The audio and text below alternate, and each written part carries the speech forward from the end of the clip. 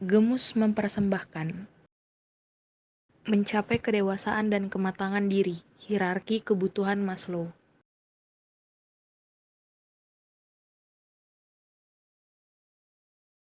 Pada dasarnya, kita sebagai manusia mempunyai kebutuhan-kebutuhan yang bersifat fisiologis dan psikologis yang harus dipenuhi untuk dapat mempertahankan hidup.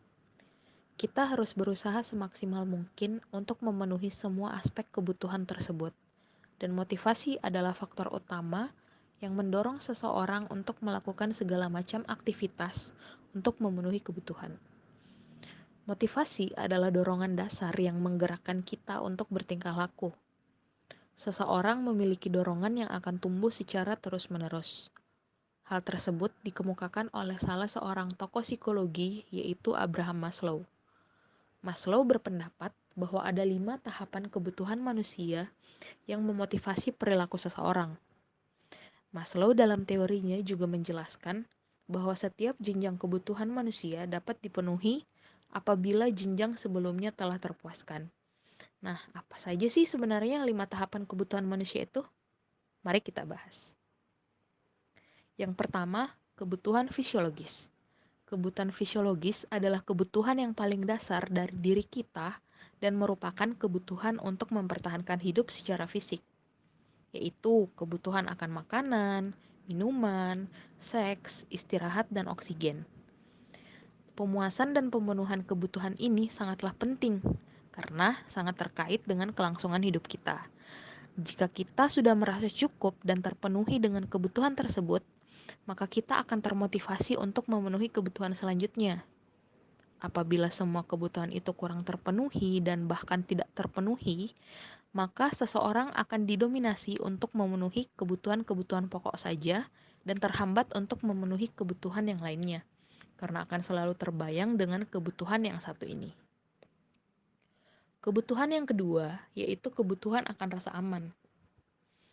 Kebutuhan akan rasa aman pada dasarnya merupakan upaya pertahanan hidup jangka panjang yang meliputi kebutuhan akan ketentraman, jaminan, stabilitas, perlindungan, ketertiban, bebas dari ketakutan dan kecemasan. Kita sebagai manusia tentu saja membutuhkan rasa aman dalam hidup, khususnya rasa aman dari bahaya dan ancaman. Ketika seseorang berada dalam zona yang tidak aman, maka ia akan mencari pelindung yang dapat memberikan rasa aman. Dengan demikian, kita dapat mengatakan bahwa kebutuhan pada tingkat kedua ini merupakan hak untuk terhindar dari bahaya dan ancaman dalam kehidupan. Ketika kita telah mencapai tingkatan tertentu dari rasa aman, maka kita dapat berpikir tentang kebutuhan selanjutnya, yaitu kebutuhan ketiga, kebutuhan rasa memiliki dan dicintai. Kebutuhan rasa memiliki dan dicintai adalah suatu kebutuhan yang dapat mendorong kita untuk memiliki hubungan afektif atau memiliki ikatan emosional dengan orang lain, baik dengan sesama jenis maupun dengan lawan jenis di lingkungan keluarga ataupun lingkungan masyarakat. Kebutuhan ini ditandai dengan adanya rasa kepemilikan dan cinta. Seseorang dapat termotivasi untuk mencapai kebutuhan ini untuk memenuhi keinginan akan merasakan kebahagiaan, keramahan, saling mencintai, dan memiliki. Nah, salah satu bahan utama kebahagiaan adalah rasa dimiliki atau sense of belonging. Jadi, sudahkah teman-teman sekalian merasa dimiliki hari ini? Tahap kebutuhan keempat yaitu kebutuhan penghargaan. Ketika kebutuhan-kebutuhan sebelumnya telah terpenuhi, kebutuhan untuk dihargai akan muncul dan menjadi dominan. Maslow menyatakan bahwa semua orang memiliki keinginan untuk menghargai diri sendiri dan dihargai oleh orang lain.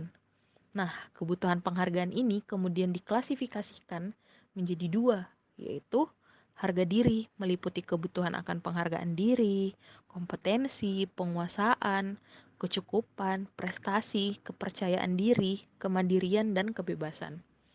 Yang kedua adalah penghargaan dari orang lain berupa kebutuhan prestise atau wibawa, status, ketenaran, dihormati, menjadi orang penting, diterima, dan diapresiasi.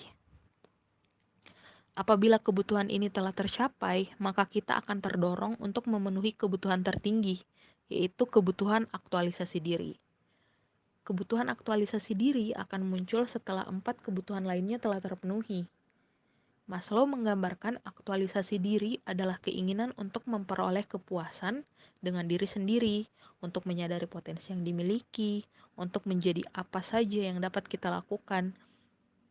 Aktualisasi diri dapat dicapai apabila kita telah mampu melewati masa-masa sulit yang berasal dari diri sendiri maupun dari luar. Hambatan dari diri sendiri dapat berupa perasaan ragu-ragu, takut, malu, dan lain sebagainya. Kendala dari luar yang bisa saja menghambat pencapaian kebutuhan ini, misalnya tidak adanya kesempatan dan adanya diskriminasi dari lingkungan. Nah, dari tadi kita udah bahas nih tentang 5 tahapan kebutuhan kita. Sekarang, apa sih ciri-ciri pencapaian aktualisasi diri itu? Mari kita bahas. Pertama, kita mampu untuk mengamati realitas secara efisien. Kita akan mampu melihat realitas apa adanya tanpa dicampuri oleh harapan-harapan atau keinginan-keinginan kita.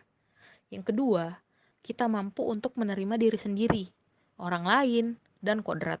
Kita akan mampu menerima kodrat dengan segala kekurangan dan kelemahan secara lapang dada.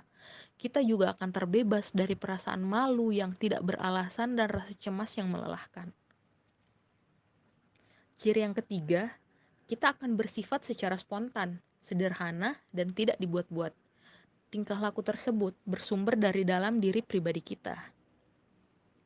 Ciri yang keempat, kemandirian dari lingkungan. Ketika kita telah mencapai aktualisasi diri, kita tidak akan menggantungkan kepuasan-kepuasan yang utama kepada lingkungan dan orang lain. Kita akan lebih bergantung pada potensi-potensi yang kita miliki sendiri. Dan ciri yang kelima adalah kreativitas. Ketika kita mencapai aktualisasi diri, kita akan memiliki ciri kreatif tersendiri. Maslow mengartikan kreativitas pada orang-orang yang mencapai aktualisasi diri sebagai suatu bentuk yang asli, naif, dan spontan. Nah, itu tadi 5 tahapan kebutuhan manusia dan ciri pencapaian aktualisasi diri yang telah kita bahas. Sebelum kami menutup video ini, kami akan mengutip kata-kata bijak dari Abraham Maslow. Musisi harus menciptakan musik, pelukis harus menggoreskan lukisannya, penyair harus menulis sejaknya. Mereka harus melakukannya agar mencapai puncak kedamaian dalam diri mereka sendiri.